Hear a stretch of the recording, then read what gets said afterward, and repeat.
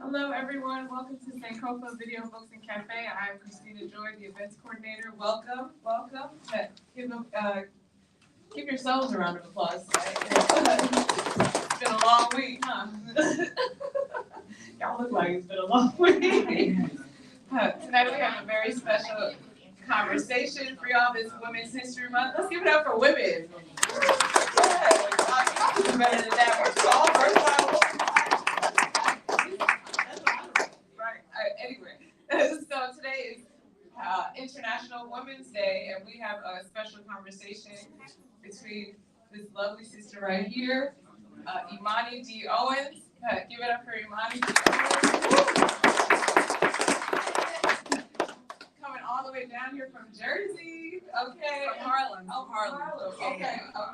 I saw Rutgers and I got excited. I'm from Jersey, so I was projecting. You know, because in Jersey, you know, if you grow up where I grew up in Central Jersey, Rutgers is like the school. Like, that's where. Oh, you go to Rutgers? Oh, okay, you gonna be all right. Like, just. And I went to Rutgers also. Okay, nice. Thank you for coming down here from Rutgers. Imani D. Owens is a professor, associate professor in English at Rutgers University, and she's being interviewed tonight by our Howard University's very own Dr. Joshua Myers. Give it up for Josh.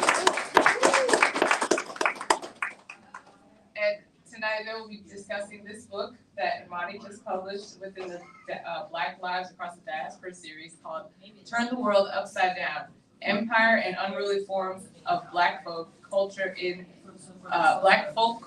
the U.S. and the Caribbean. So we're sure to have an interesting conversation tonight. Thank y'all for coming out and enjoy the convo. Thank you. Christina, before you leave, how do they get the book? So y'all can purchase the book online on our website, sankofa.com. It'll be here probably tomorrow because, you know, the mail is not always on our side. But the book is available on our website, and the books will be here with the store in probably the next 24 hours. So. Thank you. All right, how y'all doing? I know she just asked that, but I'm a different person, so.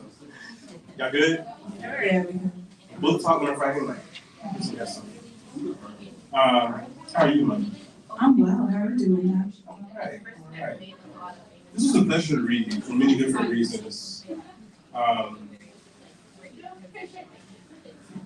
It is Friday night.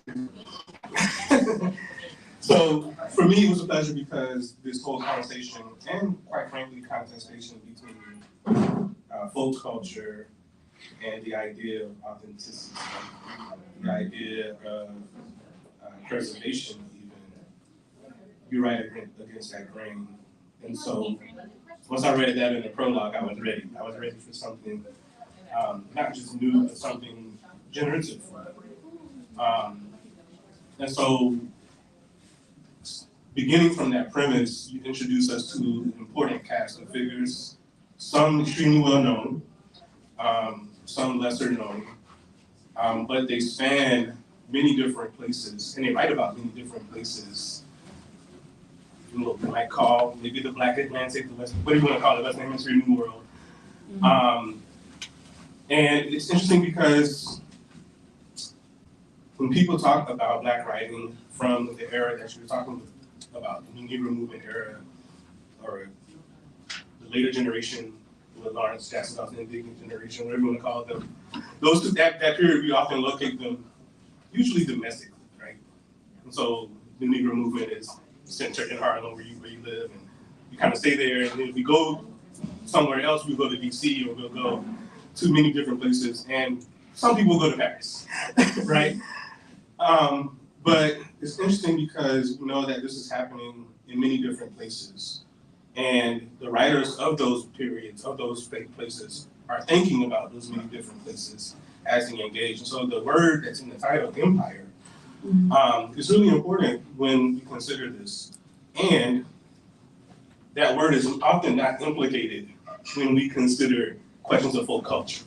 And so bringing those two things together is really critical and I thought it was very generative. So in part one, we talk about writing, in particular, the reading of Eric Walrond and Jean Toomer together. The next chapter in part one you do with Zora and Hurston, Jean Price Mars, thinking about Haitian occupation. Again, something that is not often talked about when it comes to literature and the approach to thinking about form. Really exciting conversations about Wadoon, Haitian Wadoon in that chapter. And then in part two, you take us to performance.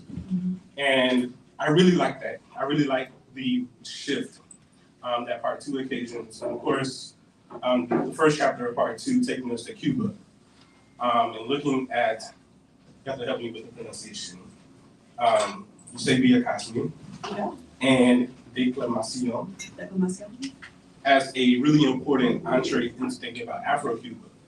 Talk a little bit about that later, of course. And then finally, probably my favorite chapter. I gotta show my biases here. My favorite chapter, the Jamaican writer, and as many people would learn from your book, dancer and playwright, Sylvia Wynter.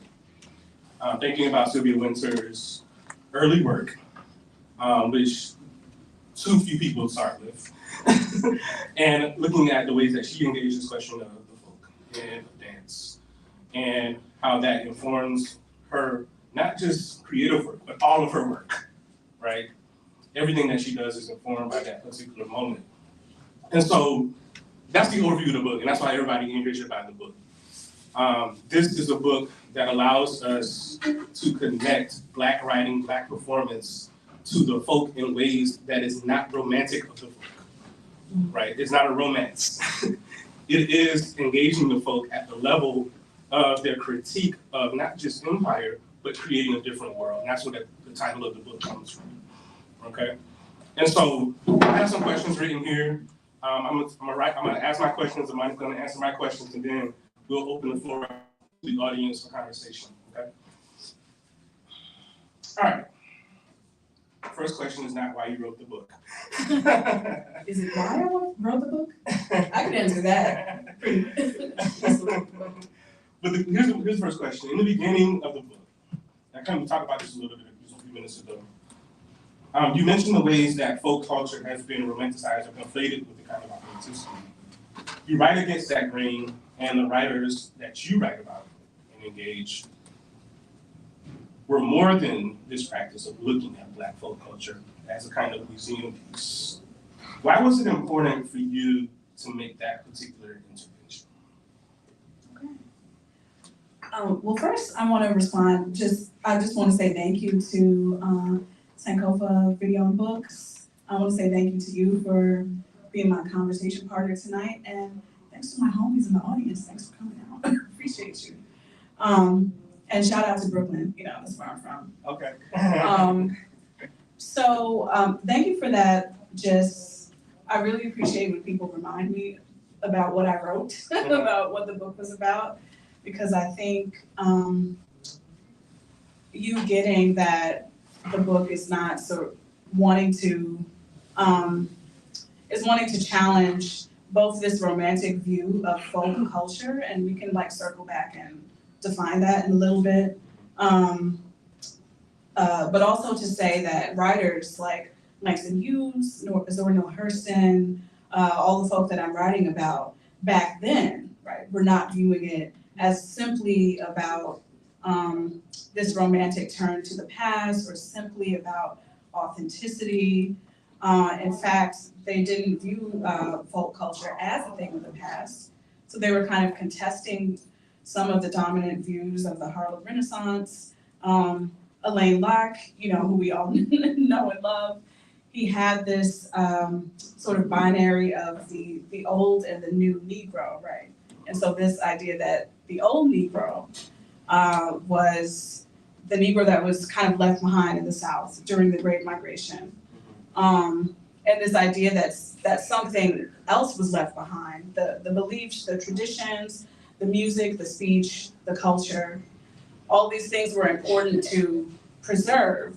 But he creates this binary that makes it seem like these things are a thing of the past, right? These things are fading. And even some writers that I write about, like Gene Toomer, play with that idea. Gene Toomer says the folk spirit is walking in to die on the modern desert.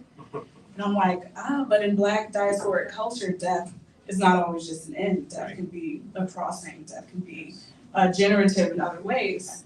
And so I was interested in how, for these writers, it's about turning to the folk as a site of modernity and a site of engagement with history. And so there's a few historical flashpoints that I talk about throughout the book.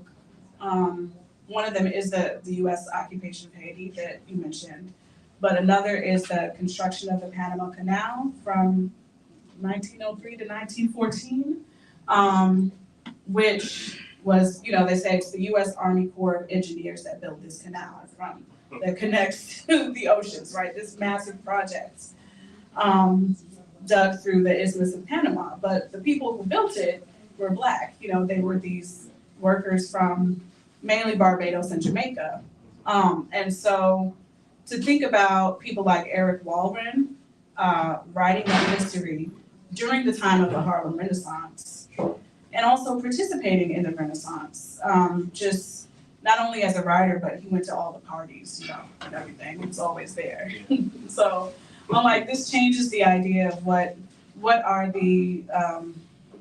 is the historical foundation of the Harlem Renaissance and what folks were thinking about at this time when they were really trying to define like what it means for Black people to step into the modern era. Sure. So it takes us beyond sort of like this romantic view, which is also kind of elitist because it says that, well, actually, like these everyday people who we think of as the folk, they're actually not intellectuals, right? It's like somebody else who goes and writes about them. But I think what these writers are getting at is that actually we're thinking alongside these everyday folk. So you're not the first to write about the Negro movement as spilling across these boundaries of the United States. But we are in a moment where nationalisms, US and others, tend to overshadow these older political solidarities, these older, I would call them engagements. Yeah.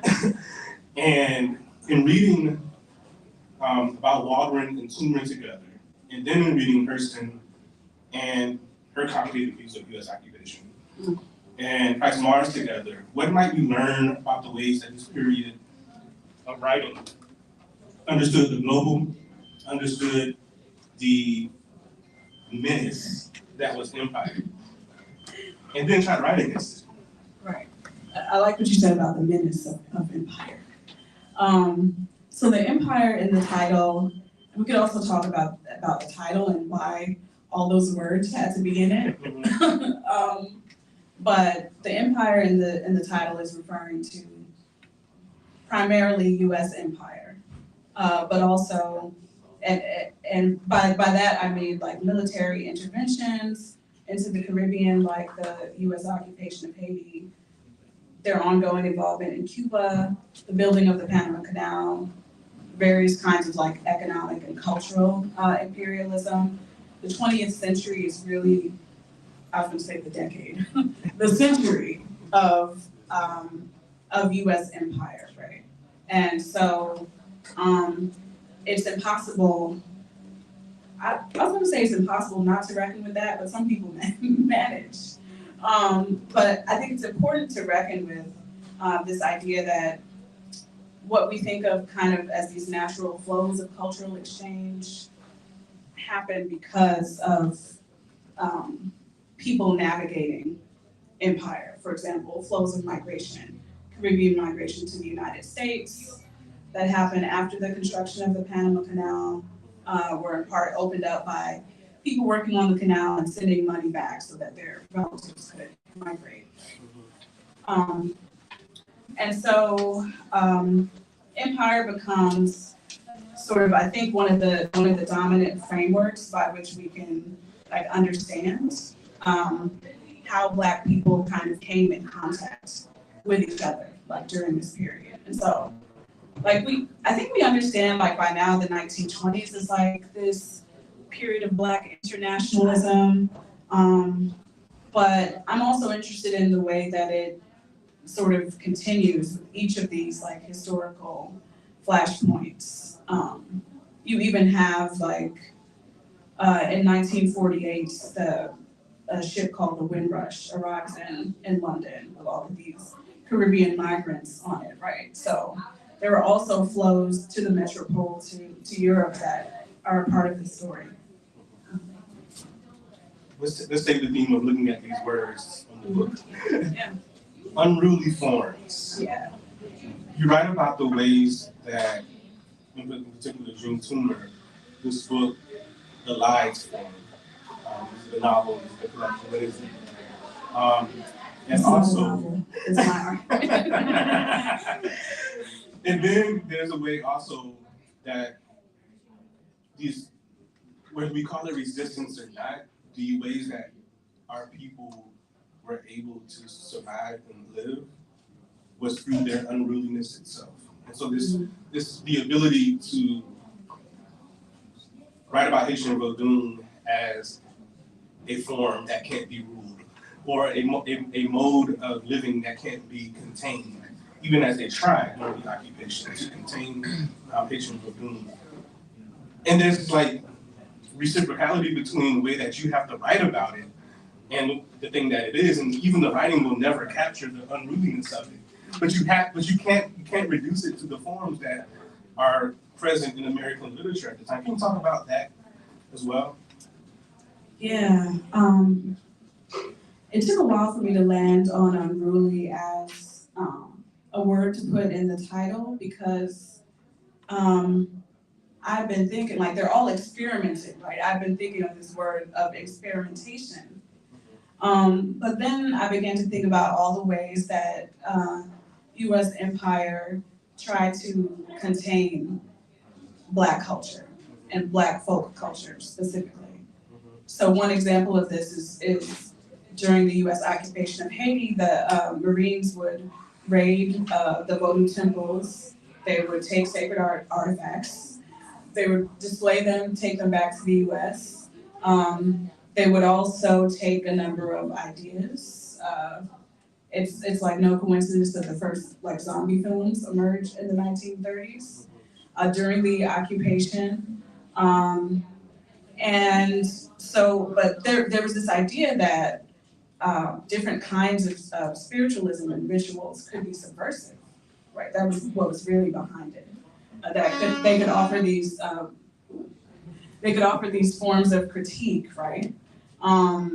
That were a threat to U.S. expansion and imperialism. And you see, examples of this, of course, throughout the diaspora, and also in the U.S. I'm considering that as a part of the reach of U.S. empire. And so I began to think about what Sylvia Wynter says about sovereignty. And she says, we have ideas about what political sovereignty is, what economic sovereignty is. We haven't really theorized what ontological sovereignty is, like a sovereignty of being, right? And this is part of what Black artistic culture does, is to begin to theorize like this way of being and different ways of knowing, and self-invention and self-possession that are unruly to structures of power, that actually kind of burst the seams of certain narratives that are actually impossible to contain. Or else why would they be trying so hard to contain it, And so I landed on unruly, but also thinking about just, I guess on the level of form of literature in the Harlem Renaissance. I was writing about Jean Toomer and Eric Walrond and reading reviews by their contemporaries. And they would say things like, brilliant book, but I can't understand what you're saying. Like, even Du Bois himself is like, I wish that Walrond would like take more time to like translate his meanings. He's so talented, so much talent, beautiful gowns, but he's just not. He needs to practice more. And yet Sterling Brown called them the two greatest stylists. Exactly. And I think Sterling Brown, I think partly because he's a poet, kind of understood the poetics of what they were trying to do with, in Walrond's case, like his writing is sometimes it can be very dense and descriptive, and sometimes he's just writing in fragments. And that goes along with what he's talking about, because sometimes the landscape is literally disintegrating, like when they're digging the canal, like rock is exploding and dust is flying everywhere. So the language itself kind of mirrors that. And then he is also using dialect in this interesting way where he's not translating for us. He's like, if you don't know what is being said, you just don't know. And sometimes characters can't understand each other because they come from different regions. So he's concerned with regional difference, right? Like if a person, like a Bayesian person is talking to someone from, I don't know, Guyana, right? That they have different vernaculars. And he wanted to emphasize that without necessarily translating it for an audience. And I thought that in and of itself was unruly, but very intentional, like unlike contrary to what Du Bois was saying, like there was intention in it. And I thought that they were making, there was a politics and a method to the unruliness. All right, let's turn to Cuba. I was actually in Cuba twice last year. And the first time I went was for the Havana Literary Festival. And I was on a panel with these Afro-Cuban poets, and they're given the genealogy. And I have to go back to my notes, but I don't think they mentioned Cosme in the genealogy, but it was a beautiful panel, right? They were exploring the ways in which African tradition, African literary and oral traditions inform Cuban poetics. And so when I read the chapter, it was like, wait a minute, is Cosme really the key figure in this whole connection? And I'm really going to run into explore her work in more detail now. But we also went over to, mess up the title, but the union, the Writers' Union, where Guillén's legacy is sort of preserved. Nicolás Guillén and Andy Shalal, who runs Busboys and Poets, actually led an effort to have Langston Hughes' bust unveiled in Havana. So he's now immortalized in Cuba, Langston Hughes, just because of his friendship with Nicolás Guillén. That just happened a few weeks ago, in fact. Alice Walker was there and a few other people. So what we learned, or what the group learned, is that Guillén, known as the national poet, and his Cuban nationalism insists on a kind of hybridity. And what you show us is that had a cost, in particular in relationship to Cosme. Can you walk through that for us? Yeah, I mean, at first I just want to say, so Langston Hughes, do y'all know Nicolás Guillén? He was, one. There's a poet in the audience, Nicolás Guillén is kind of poet laureate Cuba, who becomes famous in the 1920s for writing a book called Motivos de Son, which is a song motifs, and son is a sort of Afro-Cuban street music, a dance music, really, that is often compared to blues, but if you hear them, right, there are connections and there are important differences. But he and Langston Hughes were homies, and so this is often a pair that is talked about as sort of like advancing these transnational poetics. And I was writing about them together in the dissertation because Cosme wasn't in the dissertation. But I went to the Langston Hughes papers and found a program that was like for a Catherine Dunham event that was starring Hughes and Eusebia Cosme. And I was like, who is this? Also in the event was Eartha Kitt, because Eartha Kitt was a dancer at the Catherine Dunham company at the time. So I was like, wow, this is amazing. Very difficult to find traces of mentions of the event elsewhere. And so the story of that chapter is trying to reconstruct what that evening was like. It was called Cuban Evening. But in learning more about Cosme, I learned that she was, what is called a declamadora, which is a declaimer of poetry. So it's not just recitation, but it's this whole theatrical, I wish I could show you a picture of her costuming, but it involves theater, it involves acting, it involves music, these interpretations of these poems. And she was often the person that people would see.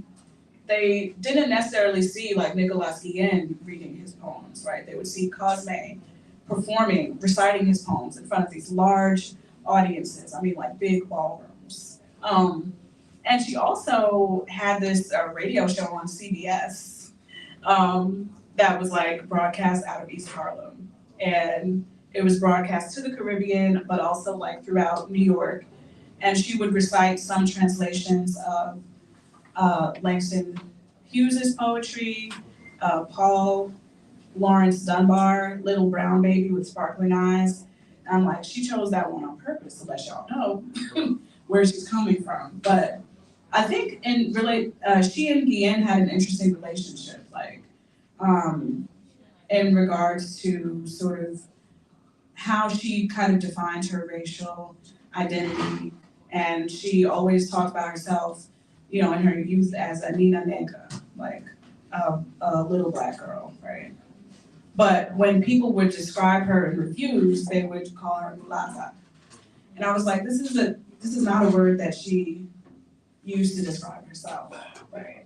Even in the context of mestizo culture in Cuba, Cosme herself never called herself a mulata, right? So thinking about what it means for Black women to sort of define themselves, and through the choice of her repertoire, how she was defining race in a different way than, I guess, the male reviewers who saw her and described her, understood her to be doing. So I think she's just a fascinating figure. And it's interesting to think about her performing alongside Langston Hughes, who, if you ever heard Langston Hughes recite poetry, his delivery is it's a little dry, Sometimes I play it for my students. And, he's from Joplin, Missouri, so he has a kind of Midwestern drawl. So he's not in character. He's not slam poetry, right? He's not doing it in that style, which is what my students often expect. He's just kind of chilling, And so to imagine them alongside each other, I wonder if it brought out different things in Hughes. But what we do know is that he went back and revised some of his translations after that performance, because they were performing translations of Nicolás Guillén's poetry. And then he ends up publishing a volume of translations 2 years later. And so part of what I argue is that performance is an important part of that story that we often don't talk about. And often by talking about performance, we have to talk about women as well, so. Kind of a side question, because, Howard is across the street.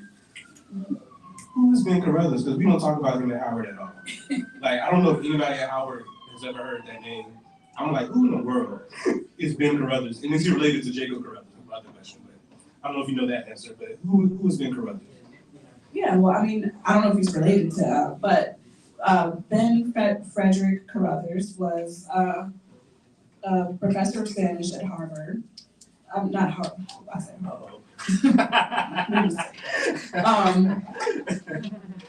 Howard. He was a white professor. Oh, he was white. Yes, that's an important detail because, and he was Langston Hughes' collaborator. So they translated things together, right? And so you can see, if you go and look at drafts of the translations, some of them are signed BC for Ben Carruthers, and some of them are signed by Langston Hughes. And so he was important in the sense that he was really, I don't want to say a silent collaborator, but he was an important collaborator in Hughes. in Guillén's relationship, but he also knew Eusebia Cosme, and he wrote, in his other life, he was a theater critic, and he wrote reviews, or at least one review of her performances.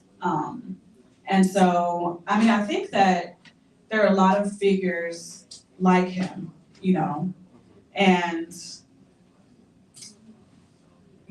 like he was there, but we don't want to tell a story about like, oh, well, Ben Carruthers was the real, mastermind behind this, because it wasn't like that at all. All right, so there's one more chapter which covers my fave, Sylvia Wynter. Sylvia Wynter was not only a dancer and a playwright, she was also an actress. And so this idea of performance is really big in thinking about her. So there's this interview that she did that we cited in the book, actually 2 years ago, Stanford Oral History. And she talked about how when Katherine Dunham, who, by the way, one of Katherine Dunham's proteges was actually at Sankofa last week, Halifu Shamari. So it's like a Katherine Dunham week here. She said, when I saw Katherine Dunham, my world opens up, or something to that effect. And then she joins Moscow Holder's troupe, dance troupe, which is a huge thing. Godfrey Holder's brother, for those who know Godfrey Holder. This is kind of pan-Caribbean dance troupe in London. And, she takes that and she starts looking into Jamaican dance culture and writes one of the most brilliant pieces on John Canute later on. But in that intergenerational, she's doing all this creative stuff. The plays, of course, stories, and then the novel that she's most known for, Hills of Hebron. But you focused on stuff before that. And so I want to really ask about, why do you think there's such a segregation between her early writing and her later writings? It's not that we don't know that it exists, right? You do uncover some things in the archives that we hadn't seen before. We can talk about that, of course. But why do you think there's such a segregation? Well, I mean, partly, how I just said, when you think about performance, you have to think about women. Yeah. I think that it changes the narrative of what people think of as artistic genius when you include people who worked in embodied forms of knowledge like dance, and it causes us to expand our intellectual histories and include, challenge a kind of masculine narrative of genius, right? When you say well, actually there were these trailblazers who were women, some of them were dancers, right? Some of them were worked with visual culture, right? So I'll start there. I just wanted to read this quote from Sylvia Wynter. And she's talking about when she's a student in London at King's College. And she would get these cheap seats in the concert hall. And she said, when Katherine Dunham came to England, I remember sitting up in the gallery right at the top, the cheap seats, and I could have almost fallen out. I've never heard such rhythm in my life, and the power of that rhythm. That was a powerful influence in my life, and that was why dancing was just part of my whole life that I was living at the time. And in that interview, which is, you can listen to it online, it's a recorded interview from a few years ago. You can just hear the emotion in her voice when she's talking about her whole, voice changes when she's talking about Dunham and this idea that I could have fallen out. I was overwhelmed by the power of that rhythm. And so this is also where the title of the book comes from, because when she joins Bosco Holder's dance troupe, they often performed in Carnival, the version of Carnival that takes place in London, right? And there's this notion in carnival of turning the world upside down, right? Those who are normally on the bottom, those who are normally the oppressed, have this opportunity to imagine a world where it's the inverse, where the structures of power are inverted, right? Through music, through dance, through performance. And this is what dance is doing, like for Wynter at this time, is helping her think about not only like this outlet, because she talks about going from her lectures and immediately going across the street to the dance studio, right? So she sees these two things as connected, as part of her intellectual formation. And she also is beginning to think about dance as having this anti-colonial sort of force that feeds into her later writing.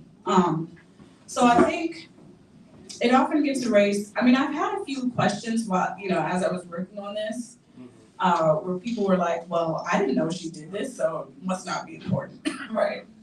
And I'm like, well, we do tend to erase things that are not writing, like, so she did begin writing at this time, but it was a creative work. It wasn't a novel. And The Hills of Hebron, I think, came to prominence in part because it was published the same year as Jamaican independence. And it was like timed that way. And it was also a novel, and there's a way that we value novels more than other shorter things or smaller things. It's based off one of her plays too. Right, yes. So The Hills of Hebron was originally a play, and she wrote these radio plays that were performed on BBC Radio. And it was a challenge for me to write about them because they recorded over all of the tapes. They didn't know people were gonna be famous or that we were gonna think these things were valuable later. I don't know if they recorded over all of them, but it was a practice to record over the tapes. And so I really had to reckon with in that chapter how to write about sound, that you can't hear, right? Like the silences, but also trying to reconstruct like this idea of what those plays would have sounded like, what their rehearsals were like, who was in them. But I think that the idea that she came to some of like her scholarly ideas through fiction and through performance, through playwriting, is so important because it unlocks something when you go back and read those things after most people come to Sylvia Wynter through her later essays, but it unlocks something when you go back and read that earlier stuff. Yeah, I definitely encourage people to read it backwards if you can, right? Because it's just you can really understand the philosophical, what people call philosophical stuff, much better. You read her stuff from Jamaica Journal, and you read her creative writing and earlier stuff. Would you like to read something from the book? Sure. I didn't know you would ask me that, but I have didn't something. know either. But Just in case. And this is from the first chapter. You did mention the two halves of the book, and the first half is called Riding the Crossroads. And it uses the figure of the crossroads that I'm about to talk about. And then the second half of the book is called Performing the Archive, so just for context. Legend has it that the blues icon Robert Johnson sold his soul to the devil at the crossroads of two highways in the Deep South at the stroke of midnight in exchange for his prodigious skills on the guitar. This tale, which Johnson perpetuated himself, persists even though the lyrics of his famous song, Crossroad Blues, make no mention of such a transaction, but rather chronicle the terror that Johnson may have felt as a Black man hitchhiking through the Mississippi Delta in the era of Jim Crow. But the lyrics are no less a part of the legend. They position Black artistic mastery in the context of the racial violence that marks Black modernity. Of course, this tale is larger than Johnson, as the crossroads has long been imagined in Black diasporic culture as a space where one might acquire folk mastery or spiritual insight through a mysterious encounter with the supernatural. In some versions of the legend, this mysterious force at the crossroads is not the devil, but, quote, a big black man. And in other versions, the figure becomes Papa Legba, a West African New World gatekeeper at the crossroads, an intermediary between the living and the dead. The crossroads also marks the intersection of US and Caribbean culture, history, and geography. As the poet Yusef Komanyaka suggests, Johnson's tale simultaneously encompasses the local and conjures other landscapes just south of the South. He writes, I glimpsed that legendary figure standing somewhere in the Mississippi Delta night, clutching his guitar, ready to make a Faustian deal with the devil. But of course, it wasn't long before the Delta night became a countryside road somewhere in Haiti. Okay. So, I mean, that's introducing Crossroads through, first of all, a blues figure, and I'm a huge fan of blues music. But the way that it functions in diasporic culture as this place where one can commune with the dead. Right? And so it comes up, of course, again in the Haiti chapter. So it's this place of both just revealing that there's not this stark division, right, between the world of the living and the dead, but it's also this place where geographies intersect, right? And so we can imagine like that this road in the Mississippi Delta also, in thinking about the crossroads, becomes a country road in Haiti, right? And so it's doing a lot for me in this chapter because I'm also thinking about the Panama Canal crossing as a kind of crossroads itself. I think it was called by the US like the crossroads of the Americas, even though it's, like water. But I think of other crossings like the Middle Passage, right? Like Black migration, like travel, like intersections of identity. A person that helps me to think about this is M. Jackie Alexander, because in Pedagogies of Crossing, she talks about the crossroads as a place of, I think she says conflictual convergences, like where things both intersect but also go off into different directions, right? So the difference is a part of it. So that became a way for me to think about relationships, just the relationships between the different figures in my book and the different histories exemplified by, this crossing of the US and the Caribbean. All right, thank you. Thank you. All right. So that's all the questions that I have. I'm sure Imani would love to take questions from you. I'll be the mic passer since Christina is somewhere up here.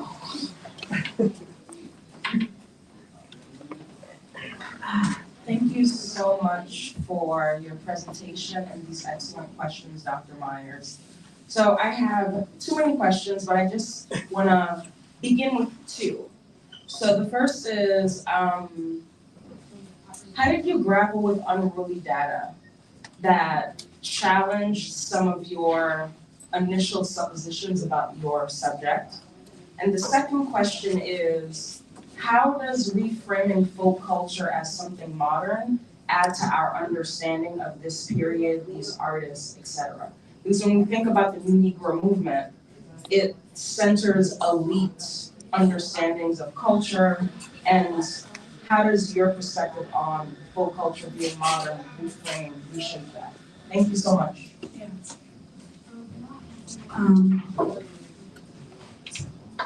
So the first question is about unruly data, and there was a lot of that I had to deal with in the writing of the book. It involved a lot of, especially the second half of the book, archival research, looking at, like, say, a program for a performance and trying to reconstruct it, but also trying to speak to the gaps and sort of let them exist as gaps. I think there was a difference between how I approached the dissertation and the book. So the dissertation, I was like, I have to stay on track. I can't deviate from anything that doesn't seem to fit with what I was trying to argue. I didn't really understand what I was trying to argue then, but that's another story. So I actually found that program, the Catherine Dunham program, when I was doing research for the dissertation. I was like, oh, this is interesting, but I don't really see how I can fit it in. So I set it aside and came back to it years later when I realized my thinking had sort of opened up to, I think, accommodate more complex ways of talking about form. I wasn't just talking about writers then. And so sometimes incorporating the Unruly data requires, changing your framework. But I can't say that it happened overnight, because it took me a while to be able to, and also a job, to be able to have the freedom to be like, okay, I'm gonna go back to this archive and really spend some time there and figure out just how to say what I want to say about, this piece of information that I found. And then your second question, I think, was about like, how does this idea of the folk as being modern change how we think about, is it the Harlem Renaissance in particular, or? New Negro movement broadly. Yeah. Well, I think it also changes our relationship to vernacular culture, music, performance itself, right? Because it requires a different mode of listening. And I use the word listening because I'm often talking about music in the book, but it meant that it meant listening to Afro-Cuban song and not only thinking about what Nicolás Guillén and Langston Hughes had written about it. Thinking about how they're engaged in these modes of translation, right? That they're not only translating each other's languages, but they're doing something to suggest on a page what the music is doing. But I felt it, my responsibility as a critic to actually listen to it. I think it also changes what we think about as the politics of the Harlem Renaissance, because it opens up like this notion of dissent, because it's like Alain Locke is often thought of as speaking for all of these artists because he anthologizes them in the New Negro, right? He writes this manifesto about what the movement is about.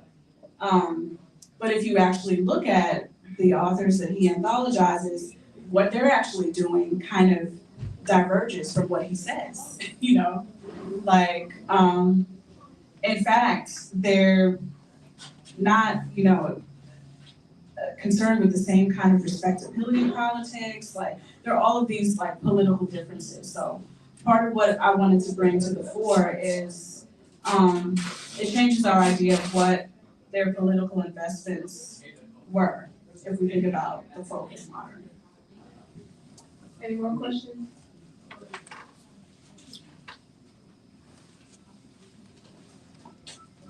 Good evening, everyone. Wonderful lecture, wonderful conversation. I was just wondering two things. What was your thought process in choosing these particular authors? Why these authors? Why now? Why is it important to know this? And then two, this is more of, I don't know if this is a little off topic, but you mentioned Langston Hughes and reminded me that with my middle schoolers, I tried to get them to recite Mother to Son and do a little poetry analysis. They had never heard of the Harlem Renaissance. Was that middle school? Middle school. Middle school, they never heard of the Harlem Renaissance, they never heard of Langston Hughes. What can we do for the future to make sure that this discourse or this knowledge doesn't go to waste? Yeah. I'm so dismayed by what you just said, not knowing the Harlem Renaissance, that I almost forgot your first question. Oh, how did I choose the authors? So I chose authors that I liked. Just gonna be honest about.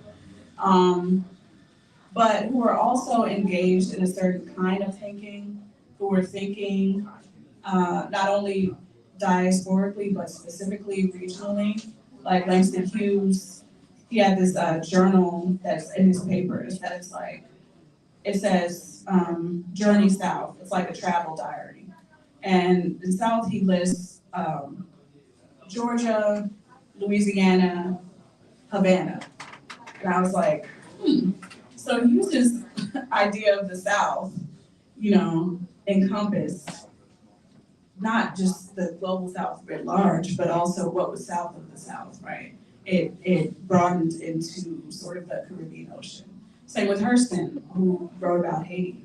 And also for the Caribbean writers who in many respects are already thinking about these connections because they're thinking about US intervention and empire. That's a part of their daily lives. And so it was part of like just unveiling this story about how writers were already thinking transnationally and thinking about empire and unruly form. And these were kind of the writers that exemplified that. Now there's other people that could have, I could have included, but at a certain point I just had to stop writing the book. And that's just the reality. For the future, I don't know, we need to get Black studies in schools. And I think, I am surprised that they don't know about the Harlem Renaissance because often that's the one movement that they'll learn about in school, right? And so that does concern me, but I also want us to sort of broaden our knowledge beyond, even though my book is about the Harlem Renaissance and movements that might be familiar to people, that, they were still writing in the decades that followed that, right? There was still sort of like, there was Black artistic production before. So I want us to have like a sort of more continuous idea of what Black intellectual history is like. And I don't know, we just have to keep talking about it. Can I ask a follow-up question to that, please? I'm so sorry, I don't need to. Yeah, so my follow-up question to that is, when you say the word empire and unruly forms, I'm sorry to get a chance to read the book yet, but with empire, whenever I hear that word, and then unruly reminds me of it too, how Christianity was used as a form of subjugation, to tame. Do you venture into that in the book at all, talk about religion or spirituality or anything like that? Did you touch on that? Thank you. I mean, I don't talk about Christianity in particular, but I talk about voodoo and Jean Price Mars, a Haitian anthropologist, physician, I just said anthropologist. He was one of the first to argue that voodoo, in fact, was a religion, right? That it could be studied and deserved to be engaged with as a serious form of syncretic spirituality, right? So I think part of what they're trying to do is to write against that. Thank you. Any more questions? Gershon, I feel like you have a question. Actually, thank you, Imani. This is really great. I don't actually have a question about the concept, but I was wondering if you could talk about your writing process a little bit. Which part of it? I, at first, was not very pleased with my writing process because I tend to write in fragments. So I'm not a person who starts a draft in the beginning and then writes until I'm satisfied that it's done. I'm also not really a person who outlines. I get an idea for like a piece of something that I know is gonna be in the chapter or the book, and I'll just write that. And I'll get an idea for another piece. It might be in the same chapter, and I'll write that. So the challenge for me was finding a way to connect them And that was like finding the story of the book and what the through line and the thread was. And then it started to come together. But it can begin to be very frustrating when you have, I'm sure some people can relate to this, all of these fragments and you're trying to figure out what to do with them. So I would say, you know, it's a little, I was gonna say sloppy, but I'll say impressionistic. But you had a writing group, according to the I analysis. did, yeah. So that I think gave me some structure and motivation to turn my fragments into something more than that. And we didn't, in this particular writing group, we didn't share our writing with each other. It's just sort of like, what are you working on? What are the issues? What are the problems? Okay, let's go. And we would write and then have drinks afterwards. Any more questions? Can everyone give a round of applause? Yes. Thank you so much. Thank you. And if anyone wants to make a purchase of the book, we have printed out a QR code, so it's easy for you to find the book on our website, and they'll be here tomorrow, I promise. USPS is my best friend, but shout out to the 53 people who are watching online. Yeah, so give it up. I was like, dang, that's so many people. I'm like, where y'all at? Thank y'all for joining us. Thank y'all and have a good night.